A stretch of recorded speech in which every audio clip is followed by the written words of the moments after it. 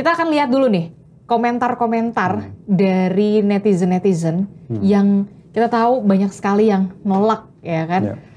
Karena memang ya itu beban hidup makin tambah gitu kan, tapi kok ya gini amat ya. Oke, kita akan lihat nih ada komentar-komentar dari netizen. Seperti apa komentarnya? Nah, ini dia. Tidak setuju, mencekik. Saya akan menjalankan konsep frugal living dan menekan belanja yang menerapkan PPN. Wow, ada juga rada ragu ya kenaikan pajak. Kenapa kita rakyat yang biasa yang dikejar pajak buat pendapatan negara?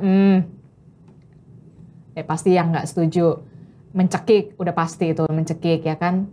Ya itu tadi saya akan menerapkan frugal living. Nah, emang menerapkan frugal living jadi salah satu opsi, solusi juga ketika kenaikan pajak ini dilakukan oleh pemerintah. Kita kan juga belum tahu nih frugal living itu apa, dan banyak juga di platform di media sosial yang mengatakan ajakan untuk frugal living, Mas. Jadi sebenarnya itu jadi salah satu opsi nggak sih, solusi untuk kita nih kaum mendang-mending? Ya, jadi frugal living ini kan cara hidup atau berbelanja dengan sangat hemat, bahkan sangat ketat, hematannya ekstrim.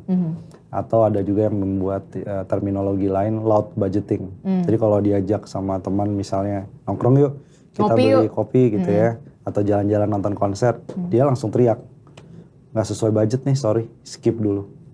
Nah, jadi frugal living itu juga sebagai respon sebenarnya. Karena dia ngelihat kan cek saldo nggak nambah-nambah signifikan. Apalagi yang mepet upah minimum. Upah minimumnya naik 3-5%. Terus tapi temennya gini, yaudah nggak apa-apa pakai CC gue aja. Nah, itu gimana tuh? Atau pakai paylater atau pinjol. Nah, itu dia. Jadi frugal living menghindari itu sih. Jadi daripada belanja yang eksesif berlebihan, karena tahu harga ke depan akan naik, terutama karena pajak PPN. Jadi mereka memilih berhemat. Ada juga yang hematnya begini, tetap beli barang, karena memang nggak bisa menghindari lagi, tapi beli dengan kuantitas atau ukuran yang lebih kecil, harga yang lebih rendah. Sebagian belinya di warung, pasar tradisional.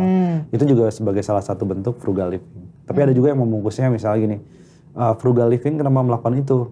Oke, selain harga-harga barang bakal naik, tapi juga saya melakukan ini untuk hidup lebih sehat. Belanjanya langsung real food di pasar tradisional.